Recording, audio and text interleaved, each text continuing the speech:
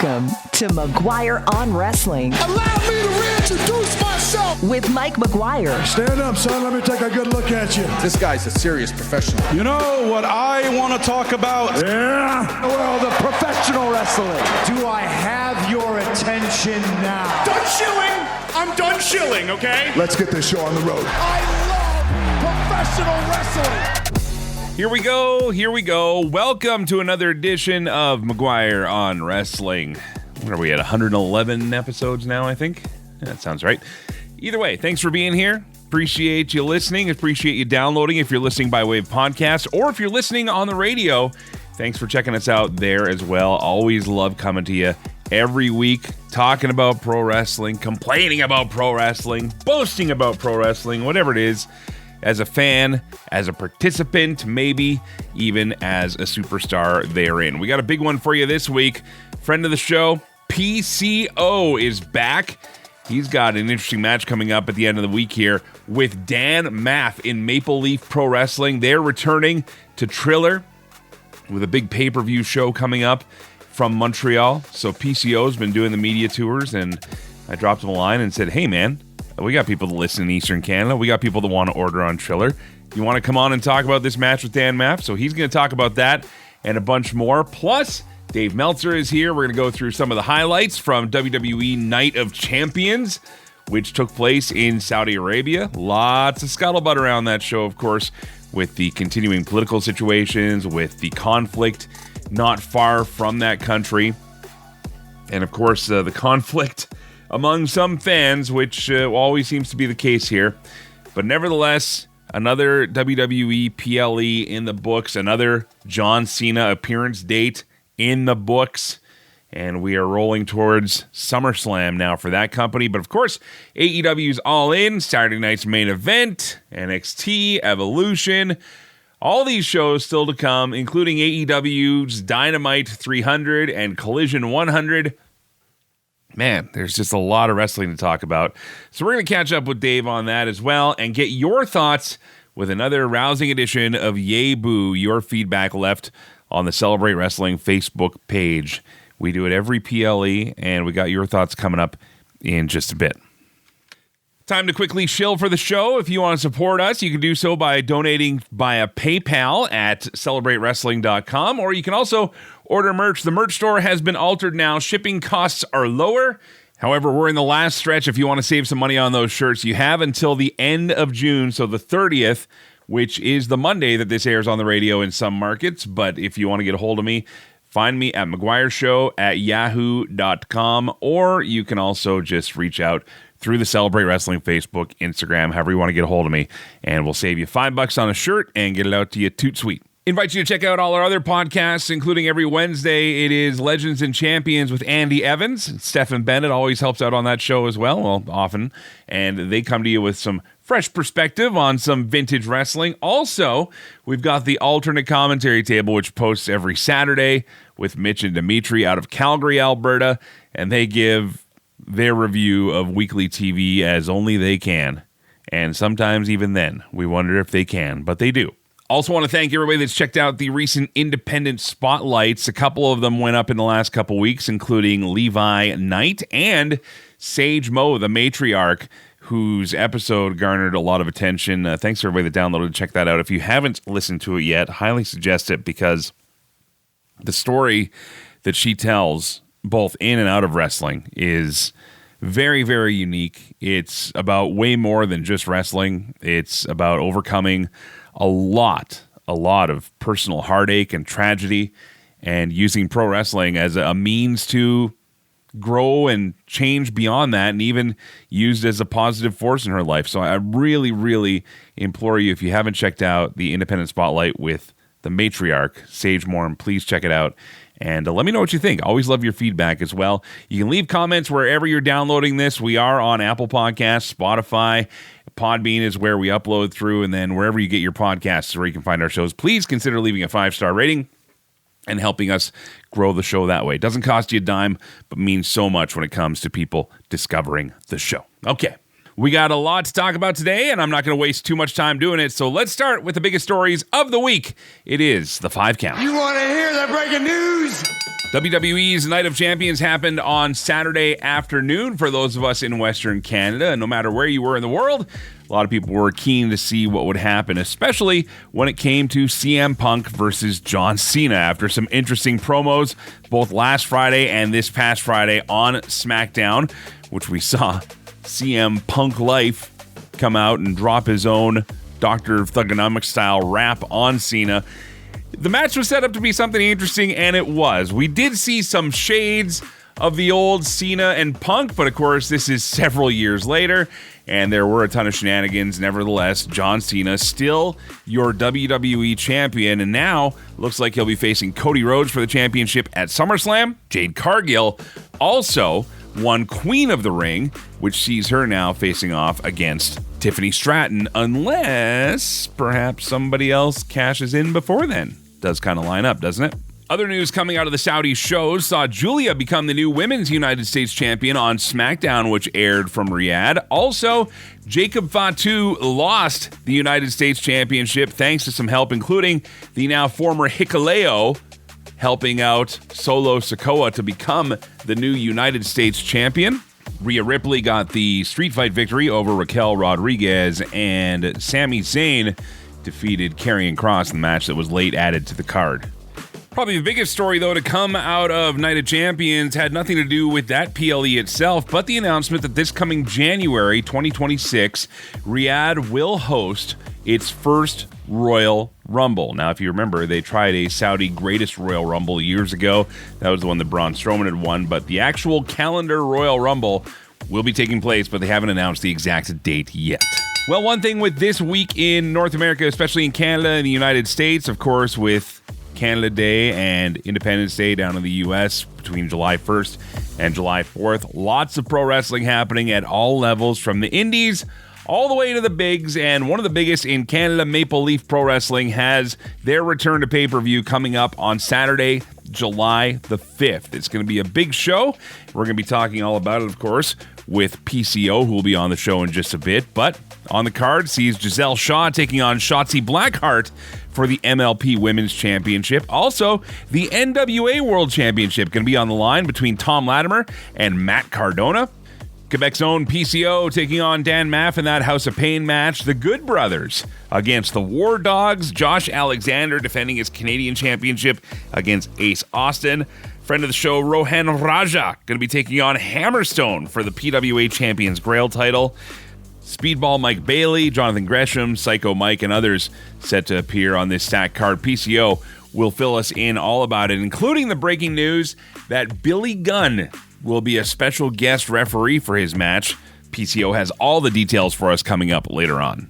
Well, the world of wrestling, radio, and media, I have to send a big shout out to Dave LaGreca and his crew at Busted Open, now going to be headlining Pro Wrestling Nation 24/7. This has been an idea going around for a while, and that would be to have a 24/7 pro wrestling channel on Sirius XM Radio. The shows have been announced, a lot of it featuring familiar lineups, which we've heard from that channel before, including a lot of former WWE and TNA talents, plus extra content being thrown in here and there. One thing I haven't heard yet, though, is any sort of Western Canadian content, just throwing it out there. But in all seriousness, big congrats. This is a big thing for pro wrestling fans if you enjoy coverage and shows like the one you're listening to now, and look forward to seeing what they bring to the table. This is also the first time that 24/7 Pro Wrestling Radio has ever been enlisted by a satellite radio company.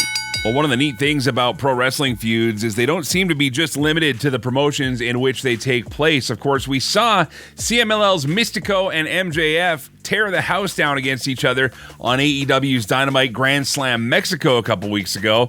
Well, now the feud is continuing as MJF showed up to attack Mistico, not in CMLL, but in MLW. And a man in a mask. And what the hell? What? In the world? What? Huh? What? That's MJF! You've got to be kidding me. Maxwell Jacob What? Friedman, the man that unmasked Mystico on AEW Dynamite. I ain't through with you yet. yet, boy, not by a long shot.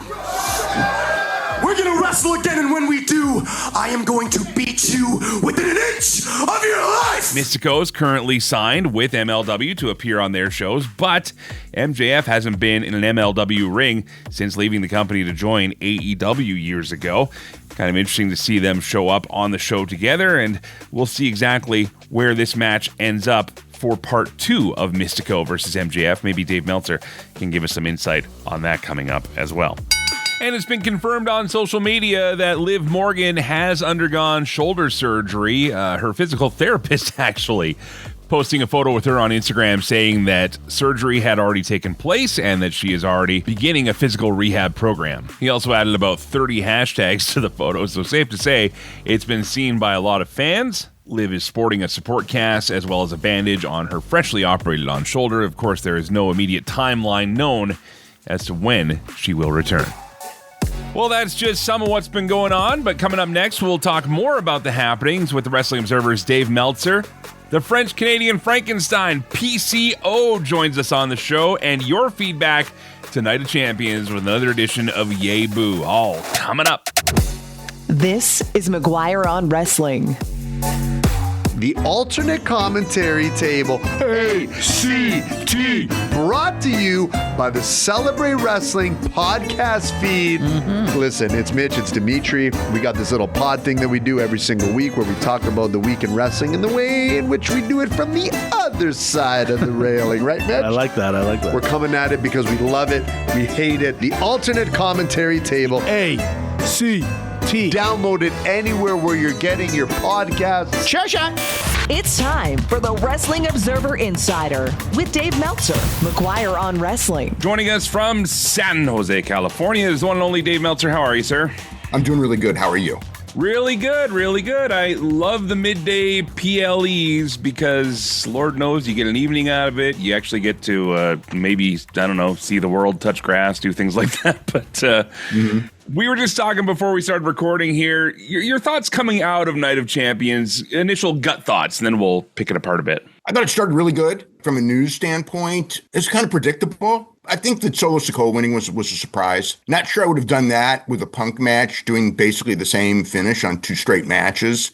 That was one too many. You know, it's like I could get one match on a card where you do that. When you got 2, it's especially in today's era where in the old days, the making fun of the ref and everything like that was okay when referees in all sports were judgment calls. But in this day and age where basically every single sport now, you don't miss plays and all that. There's replays everywhere. There's a giant screen. Yeah. And we know there's a million refs in the back and it takes 10 minutes for one of them to show up. So it's kind of like it's an old crutch when it comes to booking because they did it in the past. But it's like one of those things that makes no sense in the present. I think there was a spot, it's like the spot where you do the sleeper and you do and then this. With Sami Zayn with the arm. Yeah. Yeah, it's like, I grew up with that spot. I get it. And the people still sort of pop for it. But it's like, if you watch any MMA, it's like that. It's over, right? And the thing is, in pro wrestling, 8 times out of 10, when you do that, they don't do the 3 referee, and they do referee stops constantly in every promotion. And it's not 3, it's the first one down, you're out. Or sometimes they don't even check your arm. They just go, oh, he's out. So it's kind of like they fall back into 20, 30-year-old patterns, and the fans are okay with it. So it's like, I'm not going to complain too much, but it's inconsistent with what they do. The referee stuff, it's just like, I don't like it in New Japan. I don't like it in WWE. I don't like it in AEW.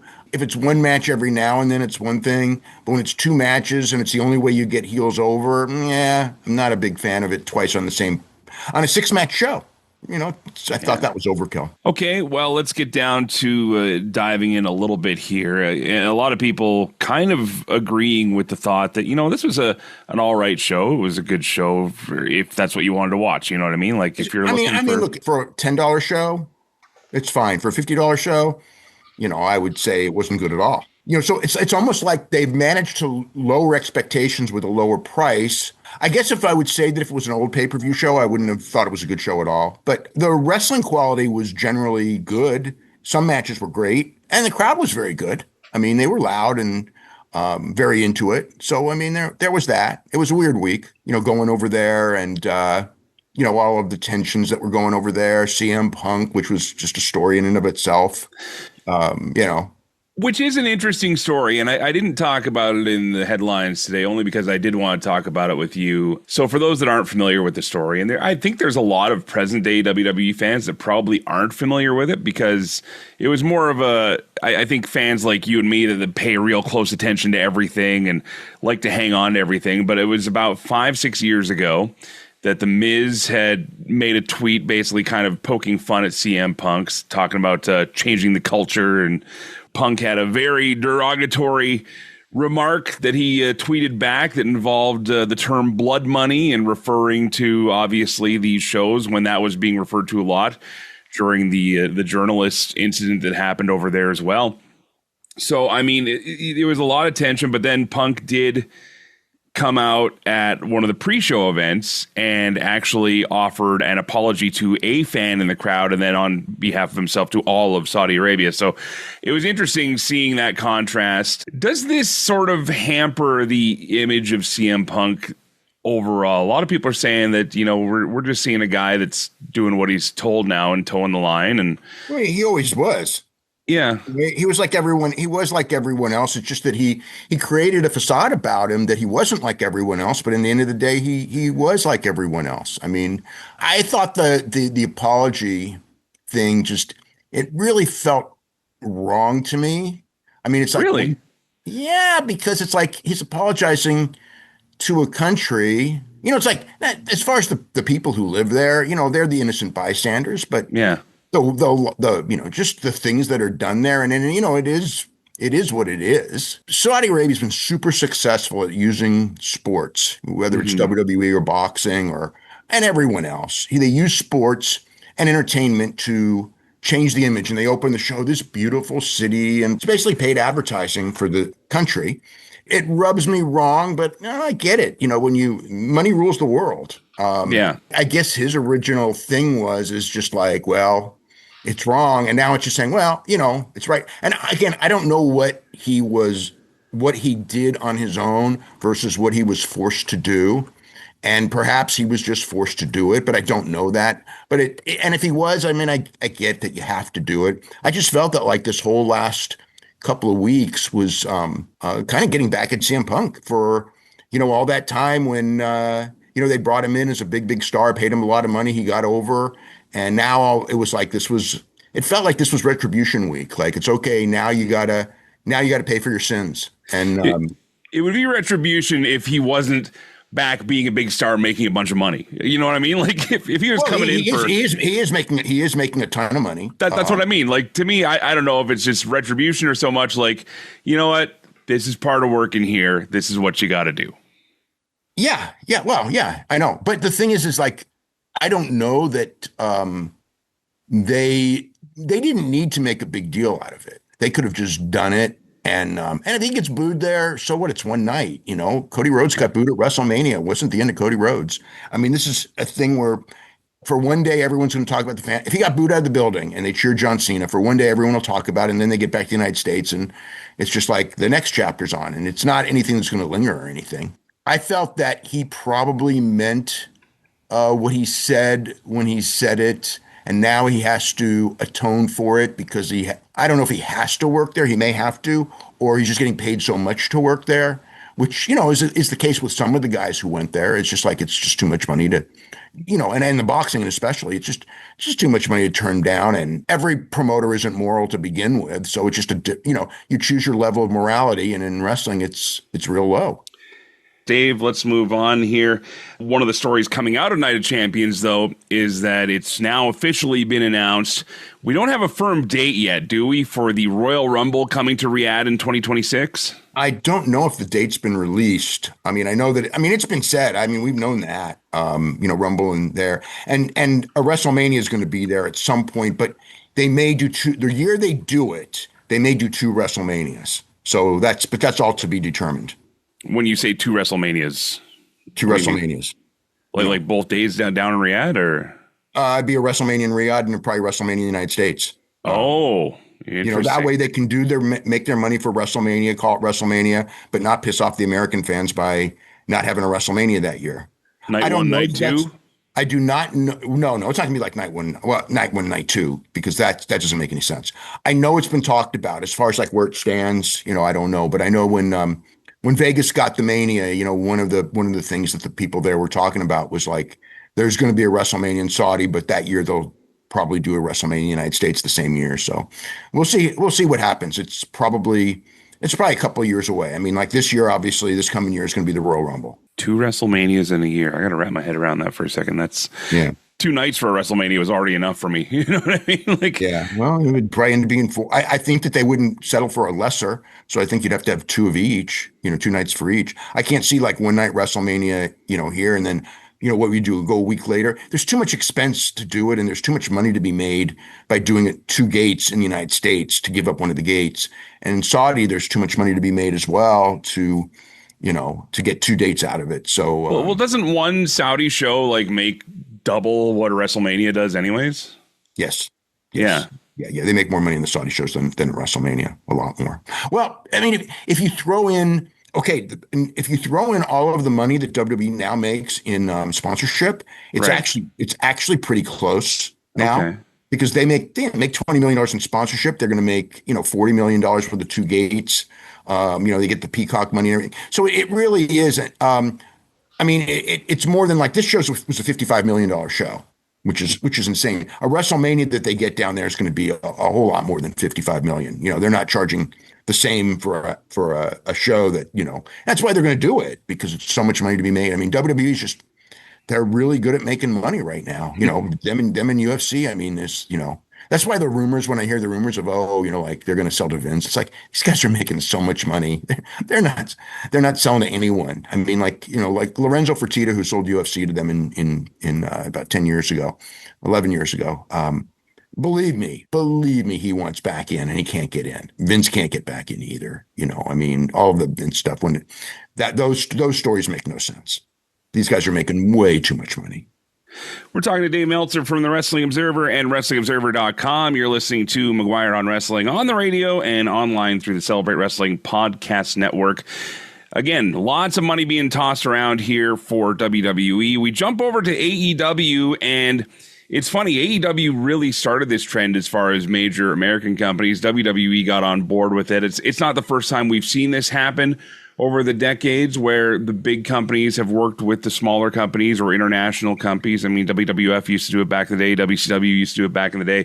NWA. I mean, it's always had a history of intermixing. But I think now more than ever, between WWE with AAA and now seemingly AEW going more aggressively with CMLL, we just saw this amazing match and outcome with MJF and Mistico and the entrance we talked about and everything, and how it was just really, really great way to introduce CMLL to any American wrestling fans or Canadian or anybody like that. We have MJF and Mistico now showing up in all sorts of different places. So it looks like this feud is going to be continuing as well. Do you see this? It should continue. It's hot. Oh, absolutely. Do you see this as being a further bridge between AEW and CMLL moving forward? Like, is this going to grow and grow, you think, or is this for now it is, because it's been successful. CMLL loves it. It exposes them to a wider variety of audience, and AEW got one of the best shows they've ever done, I think, as far as TV. And so, I mean, like when that show was over, it's like, that's got to be a regular thing on the schedule every year. You got to keep doing this one. There's a lot of really talented guys in CMLL, and CMLL loves. I mean, they had Bandito and Mistico, and they sold out with that. Which, I mean, normally I would say that's amazing that you would sell with Mistico and Bandito, but to do it after a week where they had 14,000 on Wednesday, or 14,000 paid on Wednesday and 16,000 on Friday, and then come back with another 16,000. It's record breaking for one of the biggest runs CML has had since the Mistico boom. So we're probably talking 18, 19 years. And they're just and all over. They're having great success using New Japan guys and using AEW guys. On a bit of a smaller scale, we have PCO coming up on the show today, and he's going to talk a little bit about a rivalry he has going on with Dan Maff right now, and they're showing up at independent shows and attacking each other as well and doing these things. Like, it's a really interesting integration to see AEW particularly and CMLL using an MLW show, again, a considerably smaller show, but still has great international reach thanks to the internet. But I think those surprise angles are good, though. Yeah. That's what I mean, though. Using these independent promotions to get these feuds even hotter if you can. So it's not a bad tactic, right? Right. And for the independent promotion, it's great to have that on your show. So it's like, it's a win-win. It's like, I think it makes it kind of like more of a news story when you shoot an angle somewhere else. And for the company there, it's an exposure level that they're not going to get otherwise. I got the impression from watching the angle and MJF's promo that was an angle more for Arena Mexico than for AEW, but you can do it both. You know, I mean, and angles back and forth make sense. I mean, Mistico beat Bandito Friday night. I mean, I think that they should have Bandito defend the ROH title against Mistico. I mean, it ain't going to be on July 11th, but it could be Forbidden Door for London. Doesn't that make perfect sense? You know, you get the biggest star in CMLL going after the Ring of Honor title. You know, I just think that's so you can use these promotions and angles from these promotions on your own, on your own thing, on your own pay-per-views, and kind of makes them more worldwide in a lot of ways. We're talking to Dave Meltzer here on McGuire on Wrestling. Coming up, we're getting closer and closer to AEW's All In Texas. We're still focusing on what's basically a 3 big match card. More with Dave Meltzer coming up next. This is McGuire on Wrestling. CKXU-FM 88.3 in Lethbridge is Southern Alberta's true alternative radio station. The cream of the crop! Nobody does it better. Proudly carrying McGuire on Wrestling every week. Yeah. If you're looking for something different to listen to, This is going to be a slobber knocker! check out our NCRA award-winning lineup of programs or stream us anytime at ckxu.com. Welcome back to McGuire on Wrestling. Back with Dave Meltzer, and we're talking all about AEW now with All In Texas on the way. We're starting to see things heat up again. They're really, really leaning in on the Toni Storm, Mercedes Moné match. Obviously, Jon Moxley, Adam Page now has the Young Bucks involved in this, adding to the intrigue of the story, I suppose. And then Okada versus Omega. This still seems to be like if you're a hardcore AEW fan, like that New Japan sort of influence that brought you to AEW, this seems to be the star of the card. Agree or disagree? I mean, so much emphasis has been put on all those matches, so it's hard for me to say. There's an audience for sure where Omega and Okada is real big. I think the people who were involved and watched Omega and Okada, to them, yeah, that's a special match because they haven't done it in 8 years, and it was one of the great series of wrestling matches of all time. But for AEW fans, I mean, they want that title off of Moxley, and Page is someone who can win it. And Mercedes and Toni is, if nothing else, it's the biggest women's match in AEW history. I would not say the biggest women's match in history, but AEW history, absolutely. And so it's all, I think those are the 3 strong ones. And, Young Bucks and Ospreay and Swerve is a big match too. I mean, it's not the main event, but it's a big match, and it could be an incredible match. I mean, you got an incredible tag team in the Young Bucks, and Ospreay and Swerve were great singles matches. And the thing is when they did that tag match on Wednesday, it's like they were in sync with each other. It's like watching those double team moves. It was like watching Omega and Ibushi, who, and we'll probably get Young Bucks against Omega and Ibushi again too. It's coming up soon, I would guess. They probably won't be the championship matches, but we will get strong tag matches in AEW. I'm glad you brought up Ibushi's name because that's where I wanted to go next. He had his return match on Dynamite this past week against Trent Beretta, and we saw shades, I feel, of the Ibushi of old. I mean, when Kota first got to AEW, we've talked about it before, he was already kind of broken coming in. He wasn't looking great. He was moving slow. We knew there was a big train of injuries there. How do you feel about Kota Ibushi and how he looked on Wednesday? I mean, it wasn't the old Kota Ibushi, but he was certainly fine. It's tough, especially with him and Okada, because, I mean, they had matches that were just unbelievable. And it was years ago, but still, there's sort of that expectation. So we'll see. He looked the best he's looked since he got hurt in the Okada G1 final years ago. So that's a positive. I don't know that we'll ever get the old Kota Ibushi back because, again, like Omega, when he got hurt and came back, he really developed a mental game and an intensity and like a Bret Hart Stone Cold type of thing where he doesn't have to do as much as he did before, but he understands how to build incredible drama with it.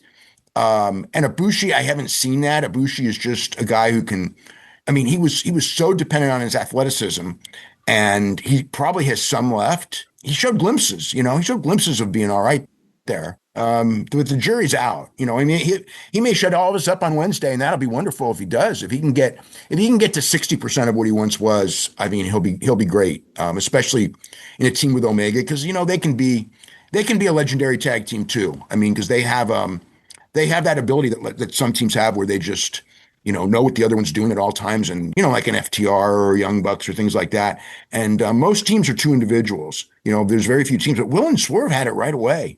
I was really impressed with just some of the timing that those two had. Talking to Dave Meltzer from the Wrestling Observer and WrestlingObserver.com. Of course, we're talking about AEW's All In coming up.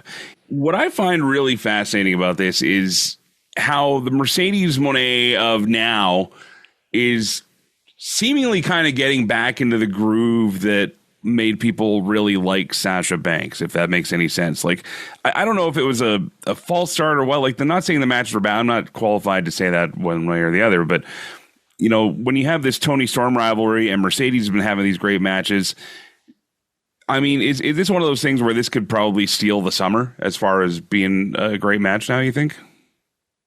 Standards are pretty high. I know there's a lot out there, but there's a lot out there, and but if you want to say Mercedes is better than Mariah May, and Tony Storm and Mariah May had two incredible matches, probably more than that, but the last one in particular, I don't know if you want to do a bloodbath, but you got two giant personalities, and so I think that they'll have a great match, and I think the crowd will will it into an even bigger match because I presume it's going to be, but you can say the same for Omega and Okada. You know what I mean? I think the crowd, it's the people who are in the building will go crazy for anything Omega and Okada do. I just think they're just that crowd. You know what I mean? That crowd, to those people there, that's going to be a giant match. All right, well, we'll see what happens then with All In just a few weeks here. Also coming up in just a few weeks, we don't talk about it a lot here on this show, but I know it's a big time of year for Japanese wrestling fans. We're a few weeks away from the G1 starting up, Dave, and for those that are paying attention to this, what are your feelings going into the G1 this year? Well, it's not going to be like the G1s, in that, I'd say 2015 to 2019 era where and even 2020, even after the pandemic, for a couple of years where you just had these incredible matches, but it's still going to be every night really good matches. It'll be some of the best matches of the year, but every year, there's no such thing as a bad G1 because you got 20 wrestlers and they're all good. There's not going to be a bad wrestler. Like even in the old G1s, you have two or three people that would be like, oh, they have bad matches and they drag everyone down.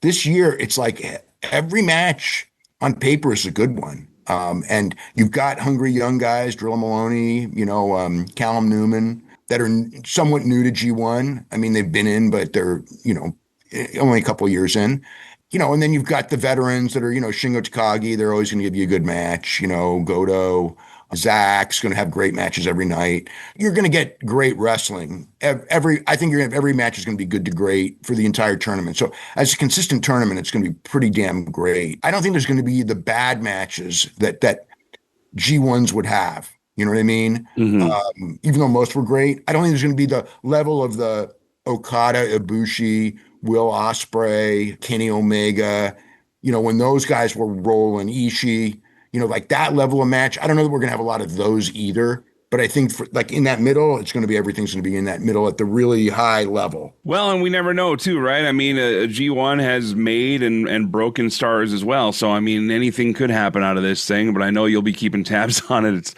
one of the busiest times of the year for you, I know for sure. But super busy. Yeah. It's only a couple weeks away. That's saying something in today's pro wrestling landscape when that's the busiest week. But nevertheless, Dave Meltzer from the Wrestling Observer, always great to talk to you. We have PCO standing by in just a few minutes, getting us ready for Maple Leaf Pro Wrestling. But Dave, before we let you go, what are some things people can read about at the Wrestling Observer? Big story on John Jones, his retirement from UFC and just kind of going back through his career. Quite a unique career, like so much talent and so many problems out of the cage. And, we talk about both, going through, build for All In, the business. All In's doing great business. When they first announced that stadium, I was skeptical because at the time when they announced the stadium, it was, they weren't drawn well. And they're turning it around. There's a lot of stuff in there. We have a lot of ratings comparisons, from the bottom of AEW to where they are now. They're not nowhere near where they once were, but kind of talk about the streaming numbers, the WWE streaming numbers. It's very interesting to learn because we're all going in that direction. We're not there yet. SmackDown is still the most watched show in the United States, and by far, even though it's the one that's not on streaming. Raw is and Dynamite is. The Arena Mexico from last week, with Fantastica Mania, just the whole rise of CMLL. So those are just some of the things. Yeah. Well, there you have it. I'm actually just looking at the ticket map right now for All In as we're talking, and there's still some pretty decent seats. You're still looking at that, $1,000 plus if you want to get on the floor with a VIP package or things like that. But even if you're going first level, towards the field, things aren't looking terrible, which is really good as a matter of fact. So yeah, it should be a hot crowd, should be a good show. We'll see what happens there. Dave, always appreciate talking to you, sir, and we'll touch base again next week. Okay, have a great week. Coming up in just a few minutes, PCO, the French-Canadian Frankenstein. But first, your feedback with another edition of Yay Boo on WWE's Night of Champions. This is McGuire on Wrestling. Legends and Champions is your weekly fix to go old school, looking at the classic world of professional wrestling. From Hulk Hogan to the Hitman Bret Hart to the Icon Sting to the total package Lex Luger, we have it all each and every week on Legends and Champions, part of the Celebrate Wrestling Network, and it's available on a Wednesday with me, Andy Evans. See you there. Yay boo, it's lots of fun to do. If you like it, holler yay. If you don't, you holler boo. Welcome back to McGuire on Wrestling. We're going to do a quick yay boo this week based on your feedback on the Celebrate Wrestling Facebook page on WWE's Night of Champions. Normally, my pal Joe Aguinaldo would be here, but we tend to then talk for a long time. We've got PCO standing by, so I'm going to upset the French-Canadian Frankenstein. So it's real simple. You give a yay and a boo, and then your thoughts. If you say mid-yay or mid-boo, that is automatically a boo, because you can't mid a yay. You just can't. So we start off with my pal Alan Chambers in Edmonton, who says, boo to the last two matches, mild yay for the rest of the show. Al, I love you. You're a buddy, but mild yays are boos.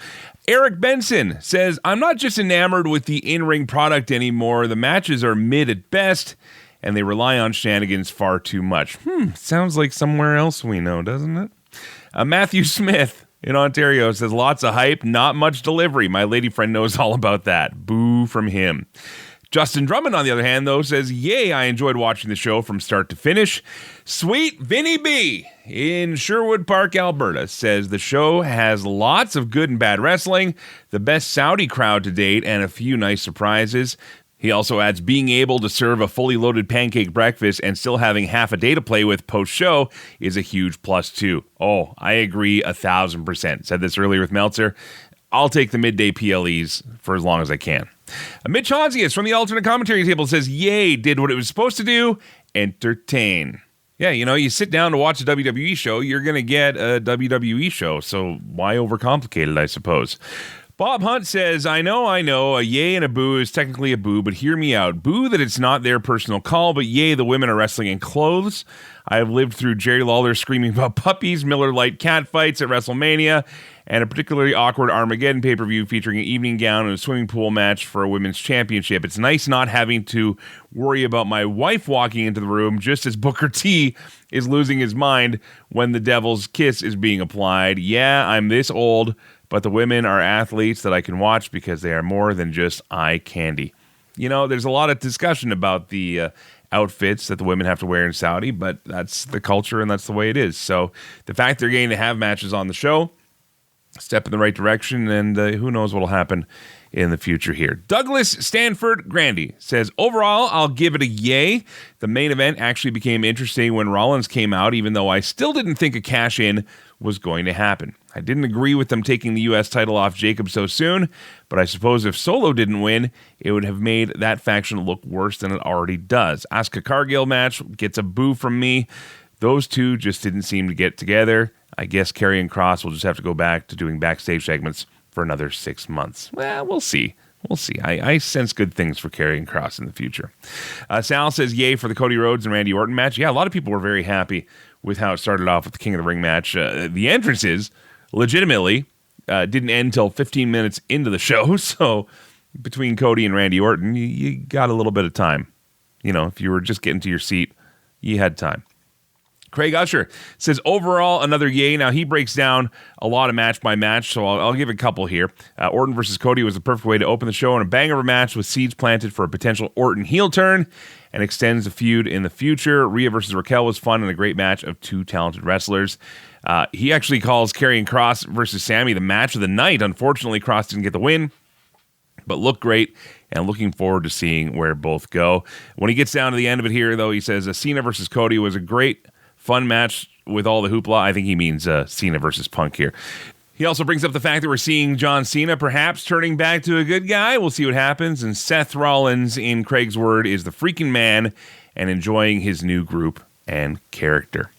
Scott Ainsworth in Australia says, overall, it's a yay from me. The schmoz in the final match took me out of it, but I was entertained for the most part. I do, however, fear the women's match at SummerSlam, whether Tiffany Stratton can carry Jade Cargill through that level of a match. Well, let's let them worry about it. You never know. You might just be pleasantly surprised. Or you might not. Who knows? Blaine Vandegreen says, just watched this morning, so probably late, but a yay from me. Not, you got in on time. A significantly better show than Money in the Bank. Each match felt important and personal. All of them progressed a story, and the in-ring quality, for the most part, was on point. In modern-day pro wrestling, that's about the best you can ask for. If you're just tuning in, we're doing Yay Boo on WWE's Night of Champions. You can leave your feedback on the Celebrate Wrestling Facebook page. Devin Axman says, I wish I could give a meh or 5 out of 10 because some of it entertained me, but if forced, I will give a boo because to me, a pay-per-view has to earn a yay, and I didn't enjoy the Gato-esque booking in the main event. You'd have to look that up for those that aren't familiar. I really enjoyed the women's street fight and the crowd. Cody and Randy was decent. Ultimately, to me, many of the matches were boring, and I don't see what people see in Karrion Kross in a third hour of SmackDown match, but good for him that the fans like him. Every main event has to be an Avengers movie with all the run-ins, but I guess that's where they're at with Cena being cooked physically. Yeah, you know, I mean, the guy also has limitations, right? Like, every time I see Cena wrestle, I always think, not the face, because that's where he's making his money in the future, right? Anyway, fair point. One more here from Chris Hodnott. Says, yay, watch it with family who do not watch wrestling. Made it interesting to say the least. The set is impressive. Also, there was something different with how the video looked, or the cameras and angles were slightly different. They were using a lot of that 4K or 8K, I don't know what it is, but the really, really ultra high def stuff here. So he says, the Saudi crowd was on fire. Overall stories are building, and this event progressed the storylines, and we know which ones that are just being planned. He then gives a match-by-match rating here. Only match, he says, he did not enjoy was Jade Cargill versus Asuka. So there you go. Some of your thoughts on the Yay Boo. As for me, I'm going to give it a yay. Was it the most exciting show? For me, not really. I actually kind of found myself slowing down a little bit in the middle. I think all the matches were great. They were fine, but we've said this before. Wrestling is on such a high level now that even some of the best can seem standard. And when that seems standard, that can become stale. Which, again, are you really going to complain? No, that's just maybe you needing to take a break from wrestling, or me needing to take a break from wrestling. But we ain't gonna. The name of the game is Celebrate Wrestling. This is McGuire on Wrestling. And to wrap things up this week, a very special guest. Met this guy a couple summers ago. He's been a pal since, and he's got a big match coming up this week. Welcome back to McGuire on Wrestling. Always love chatting with this guy. He's been doing some crazy things since we last spoke, but back on McGuire on Wrestling with the Celebrate Wrestling Podcast Network, the one and only French-Canadian Frankenstein, PCO. Hello, yes. Sir. How are you? I know we're getting friendly, PCO, right now. It's a different thing when you get reactivated, and that'll be happening once again at Maple Leaf Pro Wrestling's Resurrection, July the 5th, streaming worldwide on Triller. And, of course, you've got the great show happening there in Montreal. Last time you and I spoke, we talked about you and wanting to put shows on in Montreal especially, and still getting that dream of the Olympic Stadium show. And were you one of the figureheads in bringing Maple Leaf Pro to Montreal? I guess so. With the success that we had last year with TNA, I mean, I was on the forefront of all of it, was on all over the medias, and very active as far as helping out with the promotion. So I guess when I signed with Maple Leaf Pro Wrestling, Scott had already Toronto envisioned because that's the epicenter of Maple Leaf Pro Wrestling. But for him, Montreal became like a great option after the success that we had last year with having the biggest show of TNA over the last decade or so. Well, it's going to be happening at the Colisée de Laval. If you're in the Montreal area, get there because it's already looking like a show you won't want to miss here. So let's talk about your match now, as a matter of fact. And you and Dan Maff building history here and a growing rivalry, and it's all coming to a head at Resurrection. This guy doesn't seem like the kind of guy I'd want to cheese off, but then again, neither are you. So what can we expect maybe for your approach going into this match with Mr. Maff? Yeah, I think he's very unpredictable, bully style type of guy, very tough, takes on a lot of the young kids in the locker rooms, very disrespectful. It all came about with bad blood between me and Jimmy Jacobs in TNA. Dan Maff's been one of Jimmy's friend or bodyguard or whatever, just one of his guy for a long time. So I didn't expect Maff to be in Toronto when he was there. I got hit with a ball of fire, and I don't know if he was too excited or if it was done on purpose, but my retina got burned out, and also I got choked out pretty hard where I passed out on the top rope. Just things that I didn't appreciate that much, and it's been going like this since Toronto. I thought, we're going to meet in Montreal once and for all, but I was surprised to see him in an indie show in Quebec City, 3 hours away from Montreal at NSPW, the biggest show of the year. And I was planning on being one of the main event there. I had done all their medias and all their press conferences. Mm-hmm. He chose that night to show up and cost me to give the Quebec people, the Quebec City people, a great. No, I couldn't give them my moonsault. I couldn't give them all my greatest moves because he came and interfered just before I could give the crowd what they were there for. And if anybody has yet to see what happened between you and Dan, they can check it out on the Maple Leaf Pro Facebook page and Instagram. There's video of it, and this guy's nothing to mess with. But I'd say the same thing about you. I mean, you just described a burned retina and being choked out as something you kind of didn't appreciate, which to anybody else, that would be enough to say, you know what? I'm pissed, but you're like, you know what? I don't appreciate that. Not only that, that's the first time in Quebec City that someone had put his hands on my manager, creator, D. Destro. He chair shot him, and he ran him into a post. That guy's 130 pounds. Yeah. He's strong and everything. He does a lot of things, but he's not built for wrestling. He doesn't have the body. He didn't get the training of a pro wrestler. To put his hands on a guy like that, there's no way around it. There's a price to pay for that. So is it safe to say the respect is out the window between you two? Oh, big time. Big time. Yeah, it's going to be a hell of a fight. Hell of a fight. All right, well, let's talk a little more about Resurrection, which is coming up on July the 5th. Again, Maple Leaf Pro Wrestling, streaming everywhere on Triller TV is where you can get it. But some of the other matches that are going on, the first ever Canadian champion was crowned at the last show in Josh Alexander, and he's going to be defending that title against Ace Austin. The Maple Leaf Pro shows have just been getting bigger and better. Yeah, we can go down the matches. Like you got Giselle Shaw for the Women Canadian Championship, the Maple Leaf Pro Wrestling, against Shotzi Blackheart, directly from WWE. Mm-hmm. You got the War Dogs, Dan Maloney and Finlay Jr. from New Japan Pro Wrestling against Doug Gallows and Carl Anderson, the Good Brothers. You got Josh Alexander putting his title on the line against directly from TNA, Ace Austin, who was a 3-4 times maybe X Division champion or for sure tag team champions. I'm just out of my head, just from the top of my head like that. I don't have any any facts in front of me, but for sure I know he was a tag team champions, and I guess pretty sure he did swap titles with Speedball Bailey, which is Speedball's going to be on the show from All Elite Wrestling.